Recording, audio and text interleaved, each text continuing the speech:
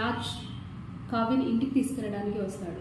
ఇంటికి తీసుకెళ్ళడానికి వస్తే తనతో చాలా రూడ్గా మాట్లాడతాడు. ఇప్పటికీ తన తప్పు తెలుసుకోకపోవడంతో కావ్య రానని చెప్పేసరికి నీకు ఎంత కావాలో చెప్పు, బ్లాంక్ చెక్ ఇచ్చేస్తాను అని చెప్పడంతో కావ్య కూడా తన దగ్గర ఉన్న బంగారంతా తీసుకొచ్చి నీ నెల జీతం నేను ఇస్తాను, ఇక్కడ ఈ ఇంటి అల్లుడుగా నటించు అని చెప్పి కావ్య కూడా సేమ్ సెటైర్ వేస్తుంది. దాంతో ఇంత ధైర్యం నీకు అని చెప్పేసి రాజ్ మళ్ళీ సీరియస్గా ఆమెని తిట్టడం జరుగుతుంది.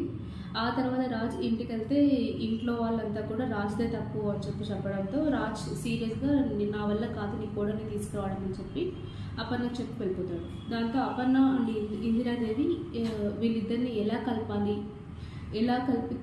ఏం చేస్తే కావ్య ఇంటికి వస్తుంది, ఇద్దరికి ప్రేమ ఉన్నా కూడా ఇలా అయిపోతుంది అని చెప్పేసి బాధపడతారు.